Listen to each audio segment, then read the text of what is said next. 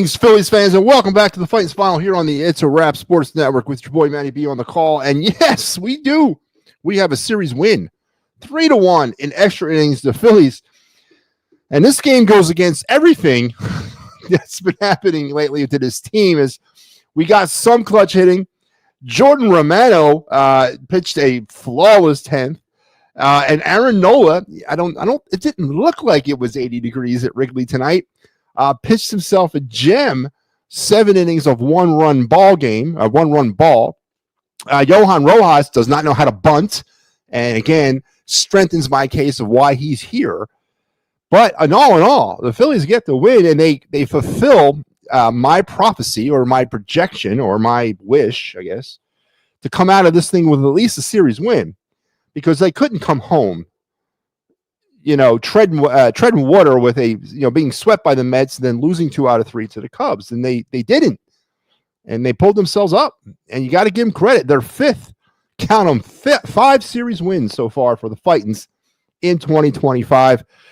We got a lot to get into tonight because it is, and we also have a lot to get into with this show because it's Sunday. The ESPN game puts us back a little bit, but it's Sunday. That means the Down the Phillies Farm segment will air tonight during this program, where we take a look at the haps inside the Phillies minor league system. We'll go level by level, team by team, and just have some fun. So let's not waste any more time, shall we? Let's go over here to the comment board. You guys are blowing me up. Yeah, Eagles fan says, "Oh my God, we won the series." Yes, indeed. Series win number 5 on the year for the Phillies, now improving their record to 15-13. And pulling back even at 500, 12-12 for the month of April. So with 2 games remaining on the schedule for April, there's a good shot that the Phillies will finish at least at 500 or a game above, with the Nationals looming on Tuesday after the day off. Cubs still own the Phillies. How do you make that assessment, man? The Phillies and Cubs have not met for anything meaningful ever. I mean, I don't remember ever. When was the last time the Phillies and Cubs met in the playoffs? Have they? Was I live? I don't remember them ever meeting in the playoffs. I don't really understand that statement. How do the Cubs own the Phillies? It doesn't hold any water with me. Romano makes me nervous. He they were saying on the broadcast that maybe he's been tipping his pitches and whatever with that herky-jerky style and delivery of his. No kidding. But you got to give credit where credit's due tonight. Both to Alvarado and Romano and Kerkering, the 3 high-leverage pitchers the Phillies incorporate, finally, kind of came through, and sort of the way they should be used anyway. You got the 8th inning in Kerkering, the 9th in Alvarado, and if needed, the 10th inning in Romano.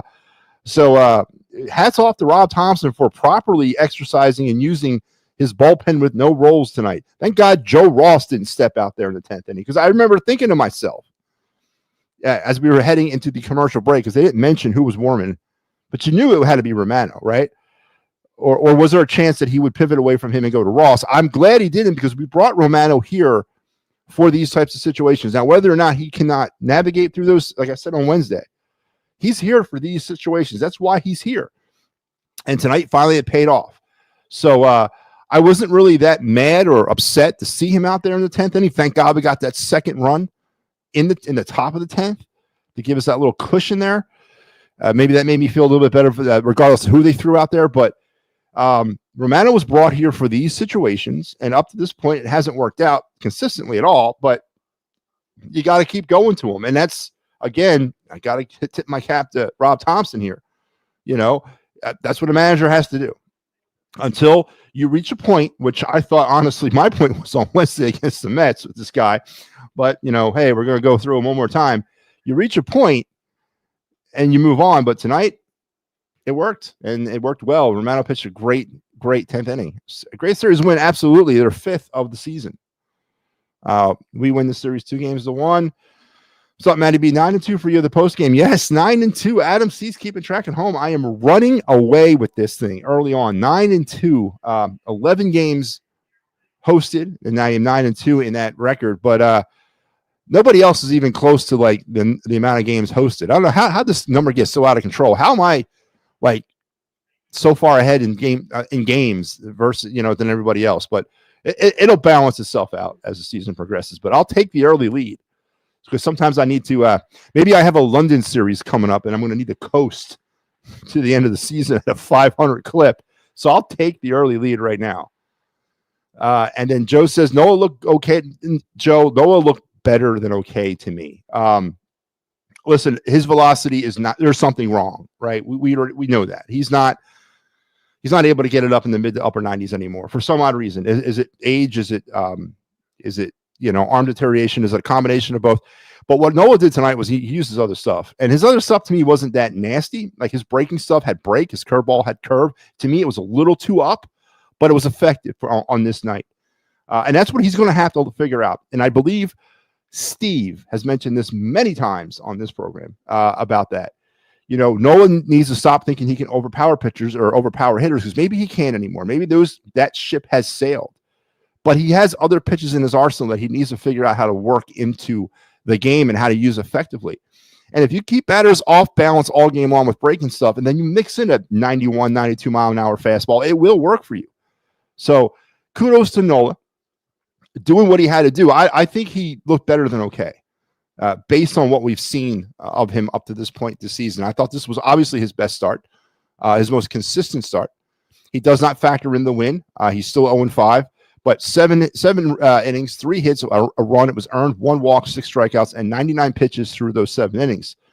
I will take that in 2025, and I'll take that from Aaron Nola in April 2025. And again, it was nowhere near 80 degrees in Wrigley tonight as he was out there battling through the cold. So better than okay performance from Aaron Nola, in my opinion. Yes, Ricky, go Phillies indeed.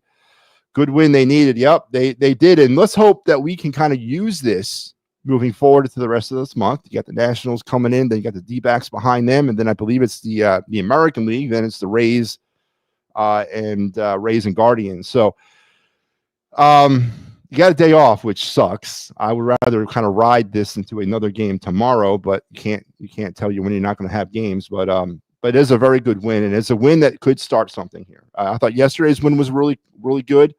I was concerned, as I think it was you, Michael, who mentioned it. The way they won that game yesterday without hitting home runs, they got to, or they can revert. And it didn't, they were, listen, they were held in check. It was a pitcher's game tonight. It was a pitcher's battle, and they did what they had to do. We're going to get to Johan Rojas here in a second, and his inability to learn how to bunt. With a guy that does not really possess much offensive skill, what have we said since he's been here? I don't care. He should be up there bunting every time. How can he be so clueless on how to bunt when he lacks other offensive skill? And we're gonna talk more about Johan Rojas and his inability to execute a bunt here in a minute. Dang, the Celtics won the NBA final. Huh? They fast forward all the way to the finals. The bullpen looked good. In general, the bullpen looked good. It was a good pitching effort tonight in general by the Phillies. The NBA is not over. It is not. Well, it is over for me. It's been over for me for years. Yes, that's one of the reasons why it's over for me.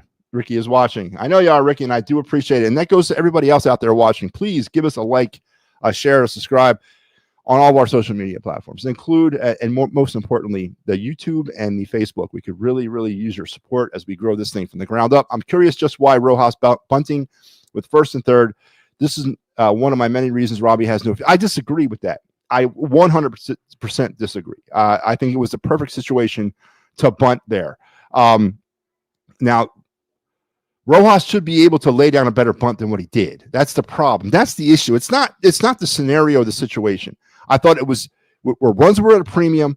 You're trying to scrape out offense. You got a guy that's got great speed at the plate. You should be able to try to beat out a bunt. I thought it was a great call. Just you got to know how to execute a bunt. And to me, I'm not laying this on Rob Thompson at all. I was screaming bunt both times Rojas got up in the late innings. I was screaming bunt, bunt, bunt because I don't want him hitting into a double play. I don't, and I don't have trust and faith and confidence that he can lift the ball into the outfield. So I want him to bunt. I'm playing the odds here, Mike. I'm playing the odds with this guy. I'm more concerned about him hitting into a double play, and I don't have no confidence in him hitting the ball into the outfield. So yeah, I'm okay with bunting both times there, and it solidifies your point about just how much longer do we got to wait for some of these damn prospects to come on up here and take this guy's job, because it shouldn't be that damn hard. It should not be hard at all to take Rojas's job.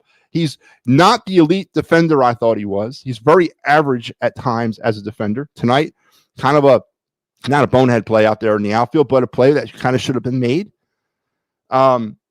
So I don't really understand what he serves here. I don't get it. I've never really been on the Rojas train, but I'm completely off of it. And it's time, man. It's time to make a move, and not with Cal Stevenson, not with Brandon Marsh either. It's time to make a move with Justin Crawford. It's time to bring him here. And the hell with the damn service time. Burn a year of service time, whatever, man. I don't want to waste any more time with Justin Crawford, with Johan Rojas playing center field for this baseball team. He serves no purpose to me. He can't bunt, can't consistently hit the ball out in the outfield, and he's an average defender, in my opinion. So what is he doing here? What is Romano doing coming in after Alvarado? Where was Strong? What are you talking about? This was actually the correct way to use the bullpen. And the bullpen that does not have roles. This is what you do. And I'm not playing lefty-righty. That's out the window. Strom is a seventh-inning guy. He's nothing more than that. Michael, come on. You got to tip the cap to Rob tonight. He incorporated the bullpen without roles correctly.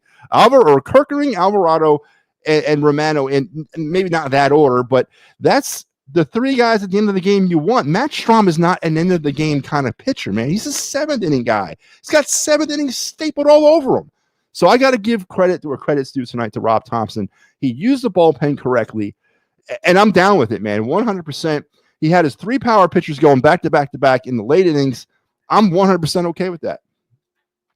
Aaron Nola was fantastic tonight. He had 99 pitches through 7 innings and allowed only 3 hits. Absolutely Star Wars, best start of the night.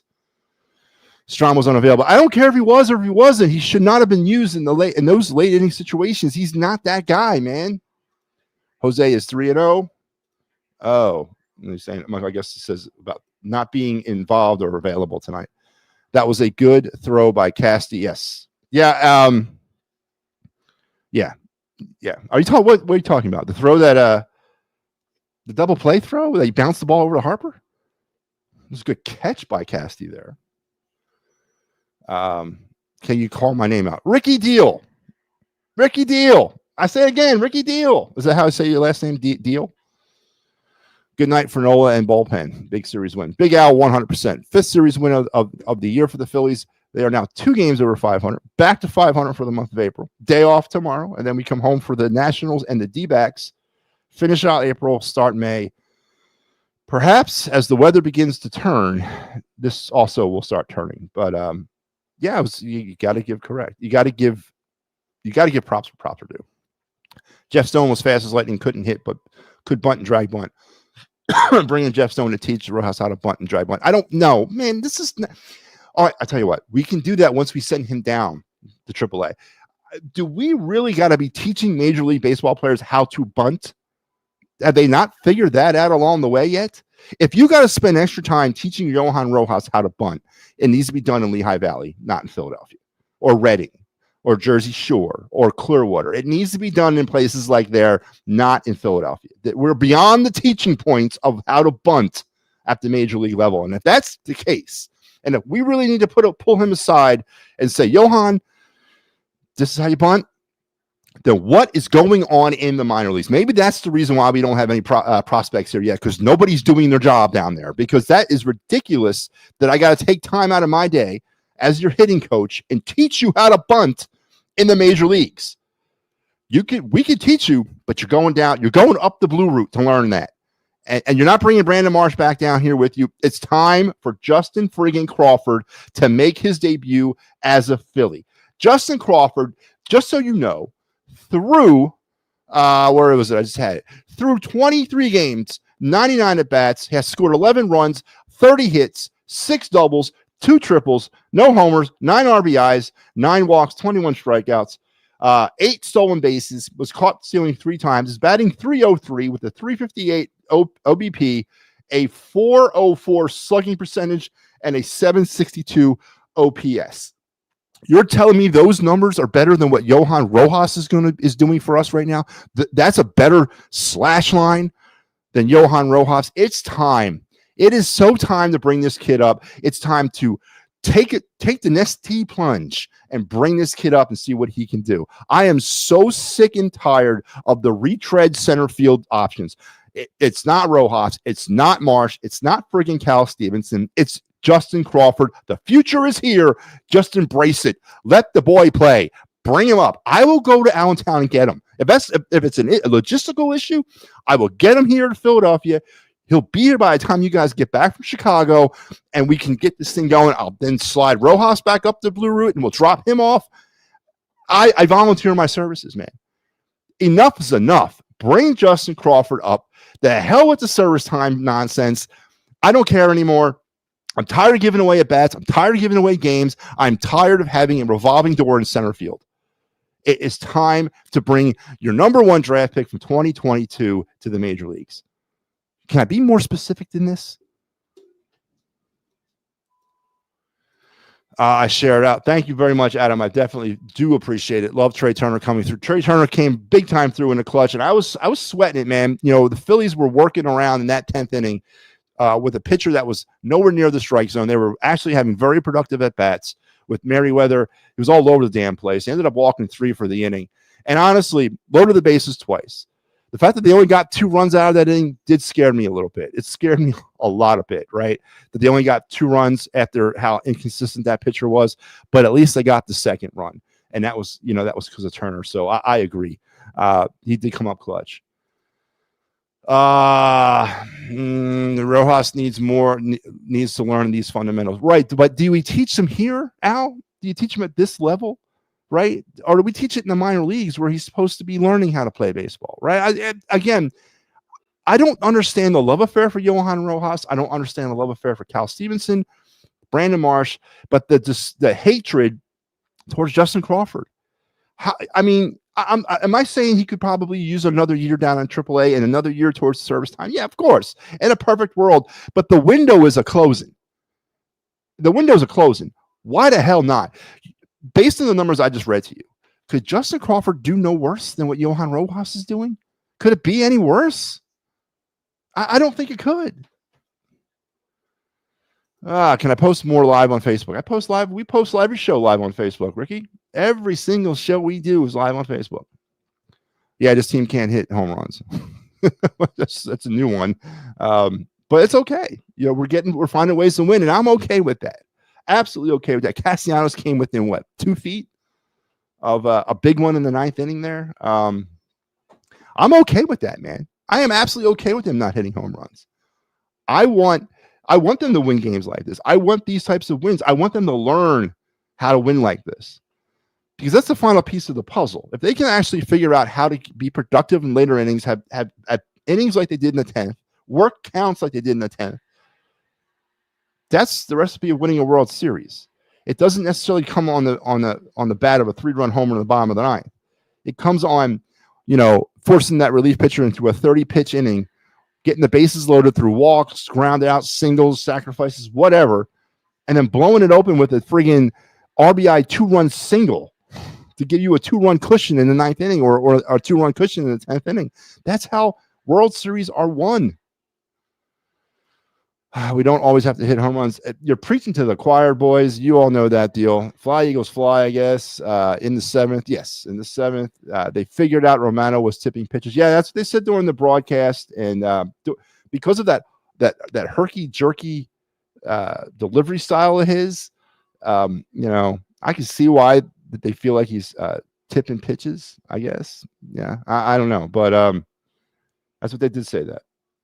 I want to see Crawford as bad as you do, but we know the service time is it's 100%. That's all this is. It's a service time issue. And I think Big Al was the one who brought it up, that they're waiting for that magical, 75 days in or something like that. You got to go, if you can hold off on bringing him up 75 days into, or if you're on the active roster for more than 75 days of the season, you get a year counted towards your service time. So they're going to wait to that point where there are less than 75 days left of the regular season, which that's like in July or August. So, I mean, come on, are we really going to make it that long with this? But the hell with it, man. The window's closing.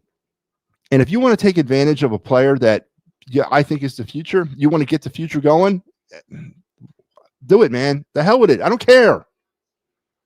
I'm on Facebook. Well, you're obviously messaging us from Facebook, so you're obviously watching us live on Facebook, Ricky. I know we're all live on Facebook because I checked it before I came live on StreamYard. I know we're live on Facebook. All right. Let's go back into this game. Let's roll the box scores. Phillies on the night, 3 runs, 6 hits, no errors. Cubs, 1 run, 3 hits, no errors. Offensive standouts. Trey Turner, a big night, 3 for 5, 2 RBIs, including that last one there. Other than that, man, we had some challenges tonight. It was a pitcher's duel. When you only have 9 total hits for the game, it was a pitcher's duel. So everyone else was pretty much held in check. Bryce Harper, 0 for 5. Pidley, 0 for 5 with a strikeout. Kyle Schwarber, 0 for 3, but did extend his on-base streak to 34, I believe, with a late-inning walk. Castellanos, 1 for 4, but really missed a home run by a matter of feet late in the game. The BCIB was 1 for 3 with a walk and a strikeout, so he found his way on base twice. Kepler was 0 for 3, but he ended up scoring a run. Bohm was 0 for 2, but did get an RBI, and that's another big hit too. And I got to give credit to Alec Bohm there to get the second run across. He got the ball deep enough into the outfield to score the run. Alec Bohm has been a ground into double play machine lately, and he was able to extend that at bat and get the run in, get the runners advanced over. It was a win-win-win at bat. We sacrificed those 2 things for an out, no big deal. That's how you win baseball with small ball. Got to give Alec Bohm credit, man. He's kind of turned it on lately. Keep him batting there in the 8 hole. Keep him there. But he seems to be working his way out of that slump, and a very productive at bat tonight for him, especially in the 10th inning. And Yohan Rojas, 0 for 4, batting now .265, which I could care less what his batting average is. I don't want him here. Get him out. For the Cubs, because of the vaunted Phillies pitching tonight, really, they gave up 3 hits, and everyone was pretty much struggling. Ian Happ, Tucker, Suzuki, Bush, Swanson, all offers. Armstrong and he had a hit, but it was a very good pitching effort tonight by the Phillies. Nola 7 innings pitched, 3 hits, 1 run. It was earned, a walk, 6 strikeouts, 99 pitches through 7 innings.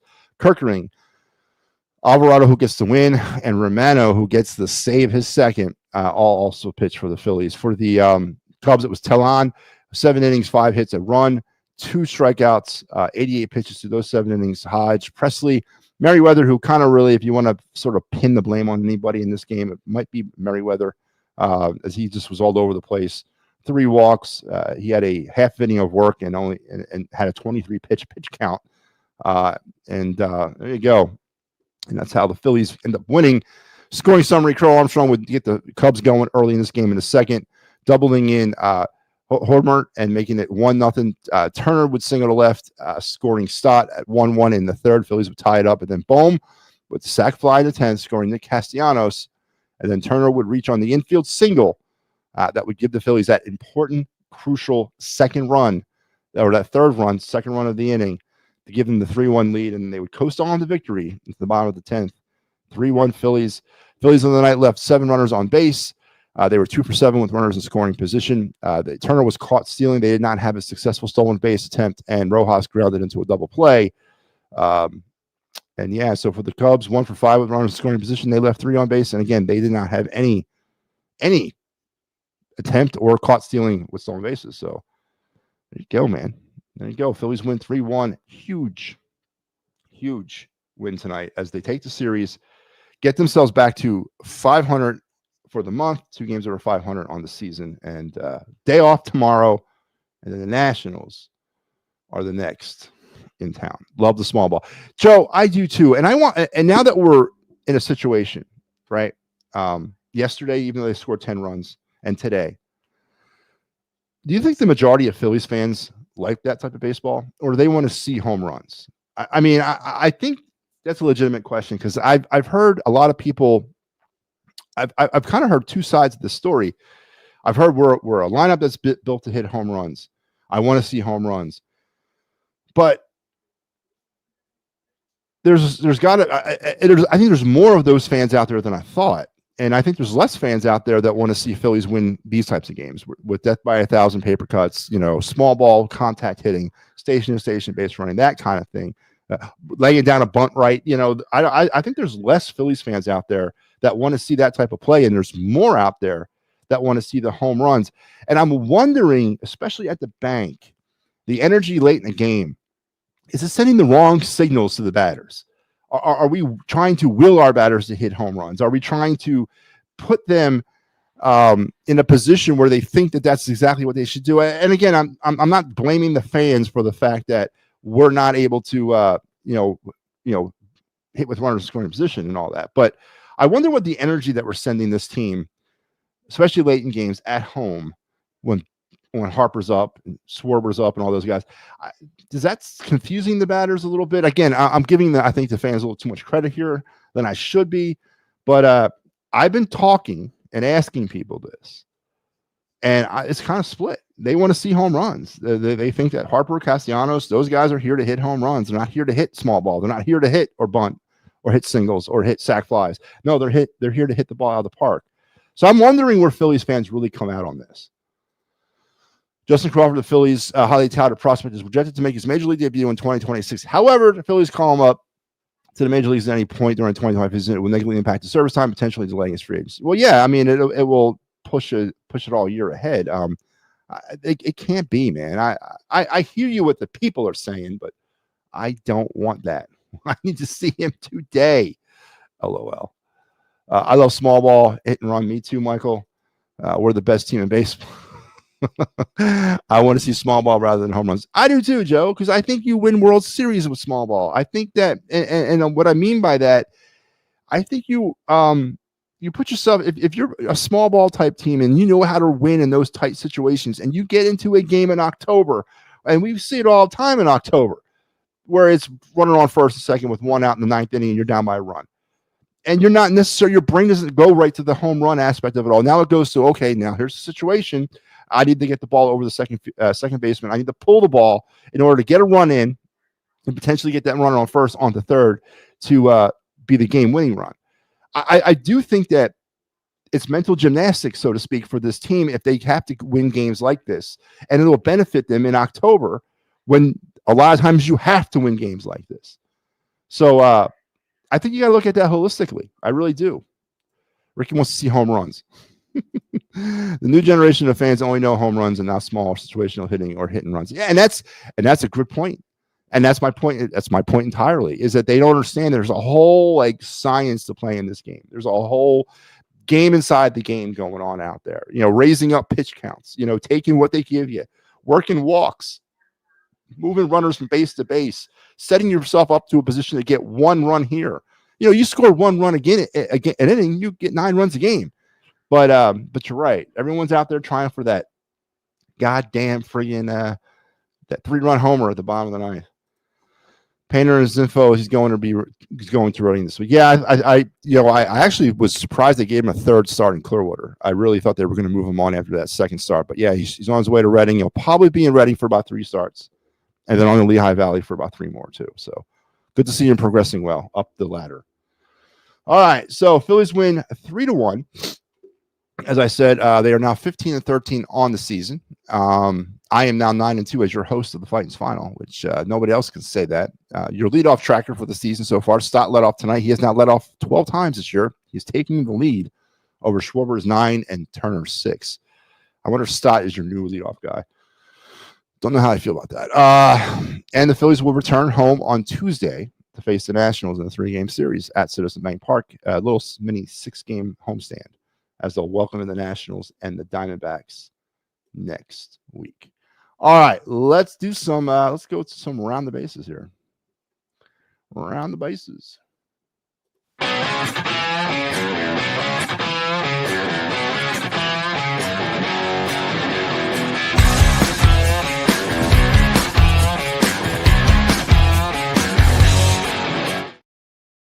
All right, here's your round the bases for this Sunday, April the 27th. All games, of course, are now final. Philly 3-1 winners over the Cubs. It was 8-7 Nationals over the Mets. Mets had like a 7-1 lead in that game and lost it on a walk-off error to the Nationals. So the Mets found a way to met it up today in Washington against the Nats. Good for them, man. Could not have happened to a better team. Yankees 11-2 winners over the Blue Jays. It was 7-0 Tigers over the Orioles, 5-0 Twins over the Angels. Red Sox 13-3 all over the Guardians. It was 7-3 Astros over the Royals, 7-1 Brewers over the Cardinals, 8-1 Reds over Rockies. 3-2 Giants over the Rangers. 3-2 A's over the White Sox. 6-4 Diamondbacks beat the Braves. It was 7-6 Mariners over the Marlins. 9-2 Dodgers over the Pirates. 4-2 Rays over the Padres. And the Yankees beat the Blue Jays 5-1. As that was the second game of a doubleheader, I believe it was. Yeah, they had some real. Yeah, that was the second game of doubleheader. So they swept the doubleheader against the Blue Jays. Had a real struggle getting those games in at the Bronx this weekend. But there you go. There's your round the bases. Now let's go. I forgot to do my Broad Street bottom line, so let's do it.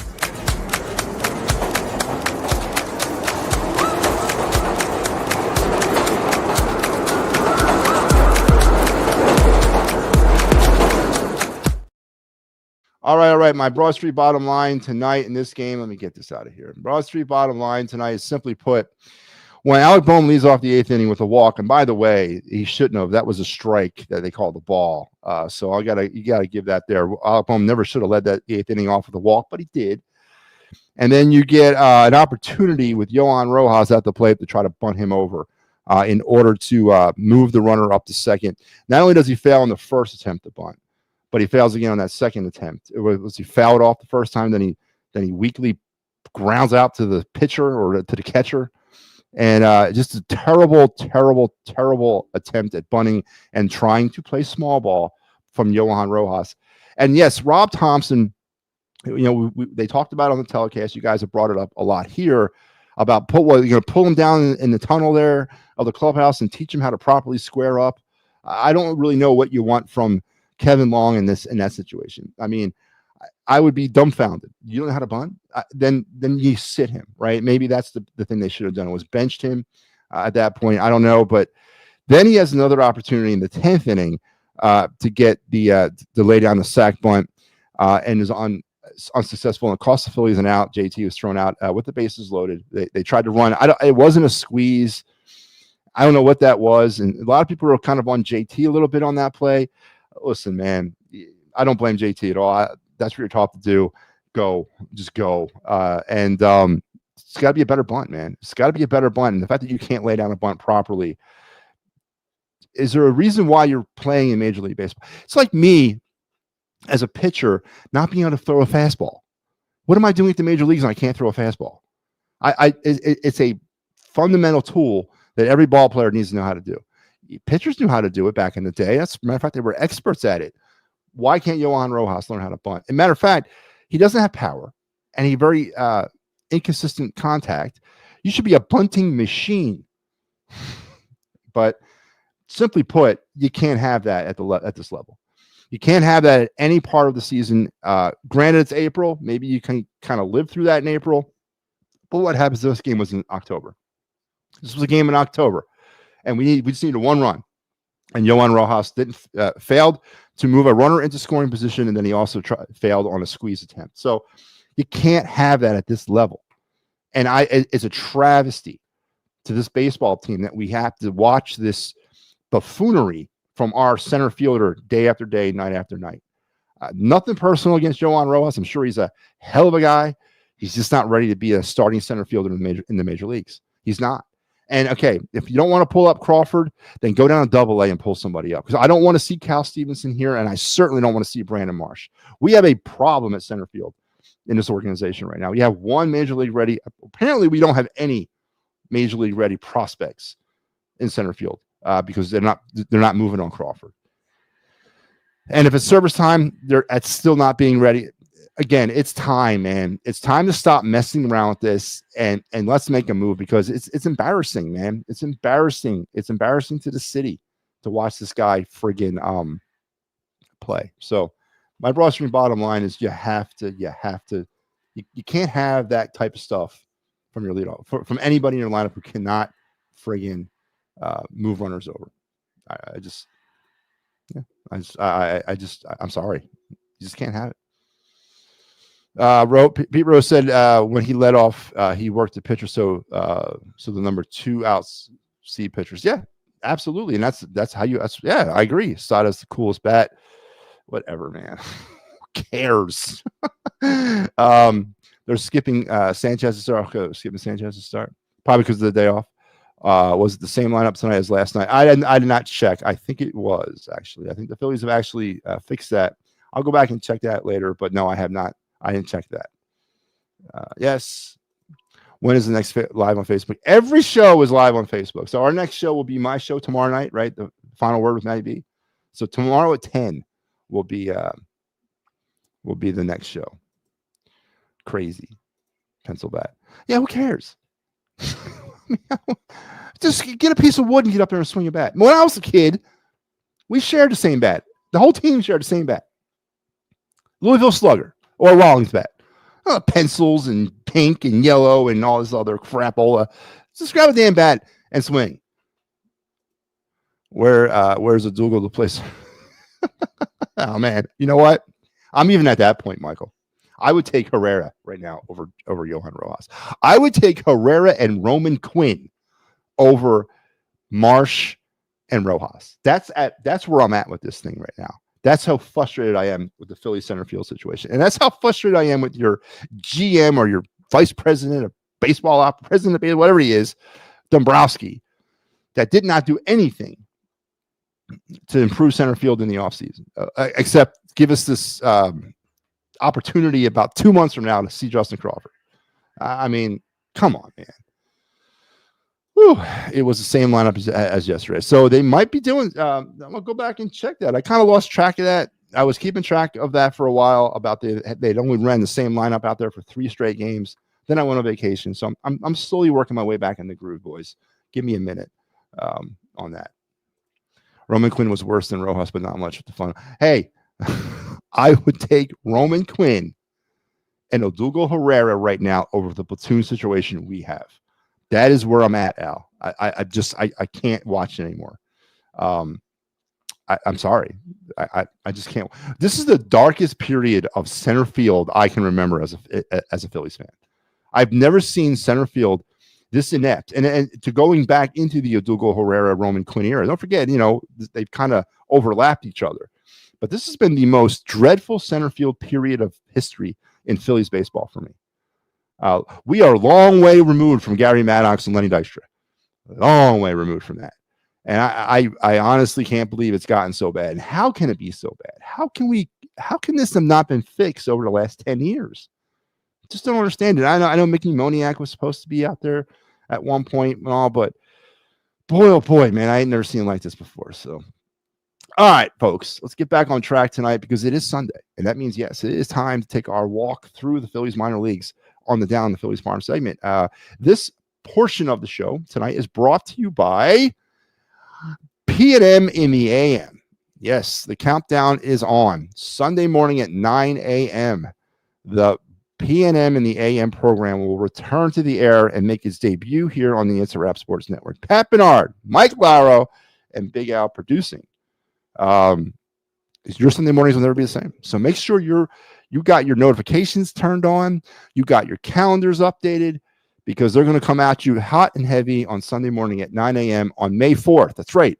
Star Wars Day is the beginning of the end when the P&M and the AM return to the airwaves on Sundays at 9 a.m. And we could not be more happier here at the It's a Wrap Sports Network to welcome them back. All right, here we go. Let's go into the Down on the Phillies Farm segment brought to you by the It's a Wrap Sports Network. Our stop through the Phillies minor leagues will begin at low A because we have another week before the FCL Phillies or the Rookie League Phillies will start play. They begin on May 3rd. So we're not talking rookie leagues yet, but we're going to start low A with the Clearwater Threshers. For the week, the Threshers were 3-3. Overall, they were 11-9. Your fielder of the week, Arun Escobar, third baseman, five games, 5 hits, 6 runs, a homer, and 2 RBIs. Arun's been banging the ball around to start this season. He is definitely projected, in my opinion, he might be the new third baseman of the future. No, it's going to get kind of crowded over there with Otto Kemp, Escobar kind of 3 years behind him. And then you can have Aiden Miller too, because he plays third base at times. Third base is getting kind of crowded. Does Arun Escobar, does he become a casualty of the trade deadline this year? Potentially. But he's got a lot of positive upside. Has taken low A by storm this year. and he is your fielder of the week for the Clearwater Threshers. Your pitcher of the week is Ryan Drumbrowski. No, not Dombrowski, but Drumbrowski. No relation.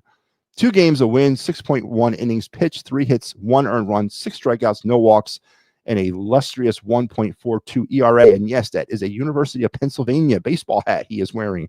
He played his college game or his college days in UP, was a 2024 draft pick by the Phillies.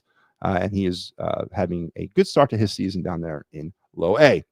Again, 3-3 for the week and 11-9 so far for the season. Let's move up to High A, to Jersey Shore, the Blue Claws. Luke Davis is your fielder of the week. The catcher, 3 games, 2 hits, 2 runs, a homer, and 3 RBIs. Luke Davis, Jordan Disson, and Eduardo Tait are basically your future at catcher right now for the Phillies. Davis is in High A, Disson's at Double A, and Tait's down there with the Clearwater Threshers. Tait should be moving on up to Jersey Shore at some point this summer. And then it's going to be interesting to see what happens with Luke Davis. Again, these are some names that have been making some noise. Again, potential trade bait targets, potential, cash for some trades in the future. But Luke Davis, we talked about him a lot last year when he was down with Clearwater as well. He's a good young catching prospect, and he is your catcher or your fielder of the week. Your pitcher of the week is Estebanzan Jimenez. A game, no wins, 4 innings, 2 hits, 2 earned runs, 7 Ks, and 4.5 ERA. So apparently he struck out everybody except for the 2 people that homered off him. I don't know how that happens, but that he is your pitcher of the week. The Blue Claws were 1-4 for the week and are 6-13 on the season thus far. Let's move up the road now to Double A Reading. The Fighting Phils, who are off to a dreadful start in 2024, 0-5 on the week, 5-14 so far out the gate. Keaton Anthony, he's another one of these players that we talked a ton about last year. He started last season down there with the FCL Phillies, had a majority of his time was spent after that in Clearwater. Got the call early on. I mean, like 2 weeks ago, got called up to Jersey Shore and continues to smoke the ball. I think we highlighted him or featured him about 7 or 8 times last year on this segment. For the week, Anthony, 4 games, 5 hits, 2 runs, no homers, and 2 RBIs. And yes, he can play center field. Your pitcher of the week is Gabe Moser. 1 game, no wins, 6 innings, 3 hits, 10 strikeouts. What the hell, man? 10 strikeouts, 3 walks, and a 0.00 ERA for the week. 0-5 again for the Reading Phillies, and 5-14 so far on the season. And let's end up our time in the Valley with the Iron Pigs at AAA. Off to an amazing start of the 2025 season. 5-1 for the week, 18-8 now are the Iron Pigs on the season.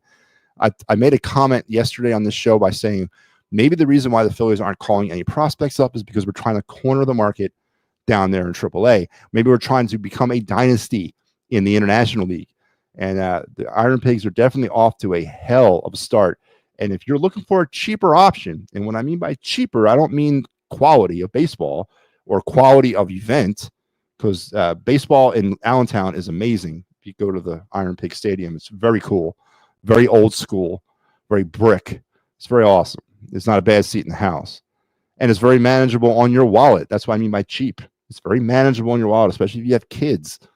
You could actually go to a game and not have to mortgage your home in order to enjoy it.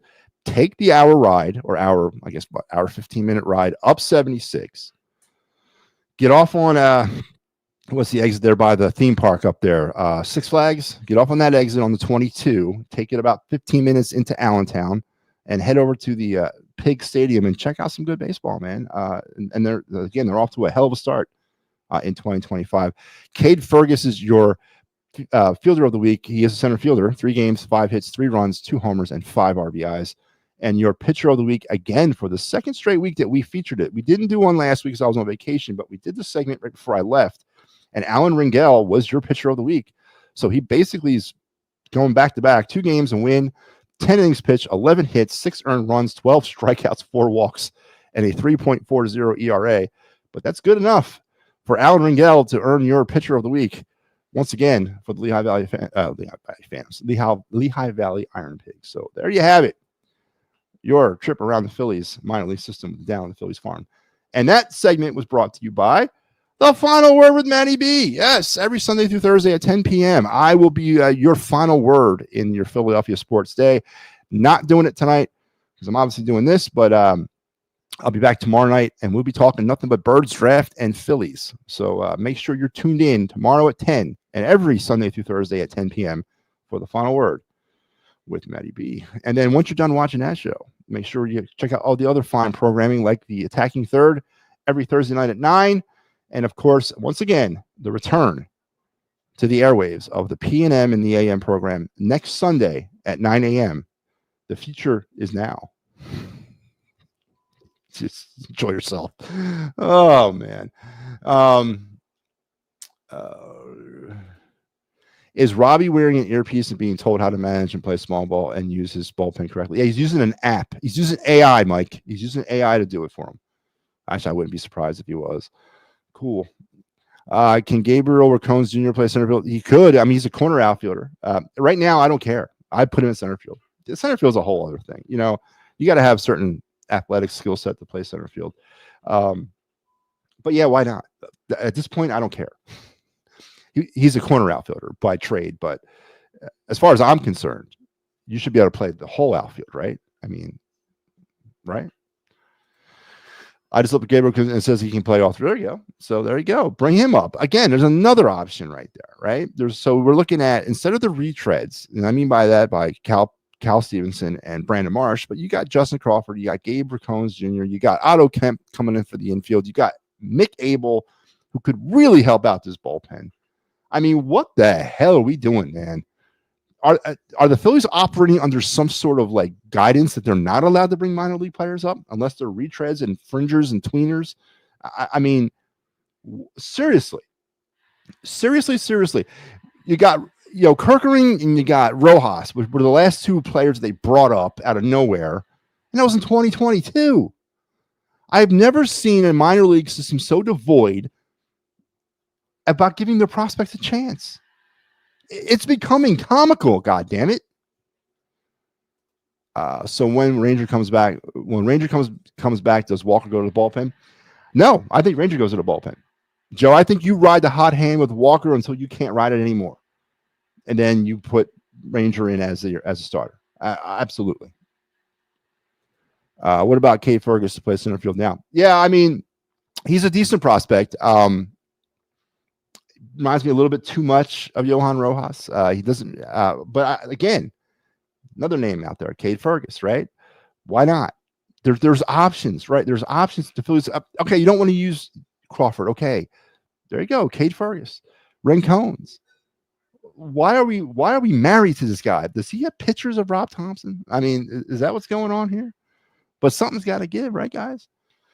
All right. Remember, again, the Phillies will be off tomorrow, but they'll be back on Tuesday. And here is your lineup on the Fightins Final starting on Tuesday night. It'll be Steve on Tuesday. Mike has you Wednesday, and I will be back for Thursday night.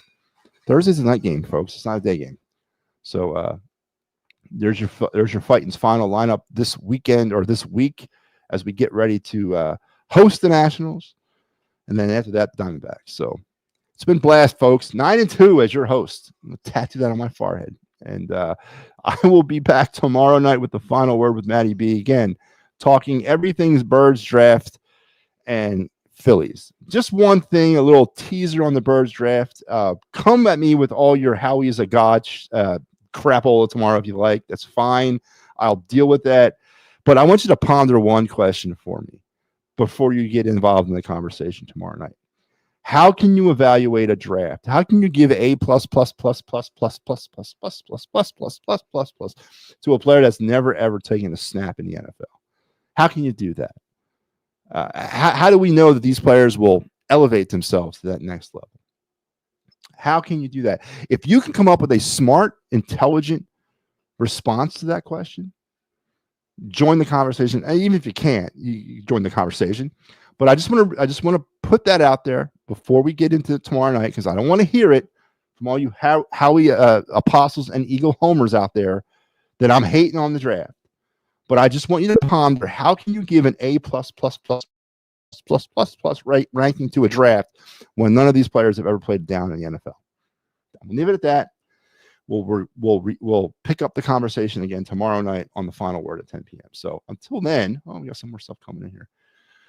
What's parking like and what's parking at Lehigh Valley? So you mean like in terms of fee or terms of how is it set up? Because I can tell you both. They have a front side stadium parking, and then when Bryce Harper's in town, they open up the back end of it as well. But $7 carload, it's pretty reasonable.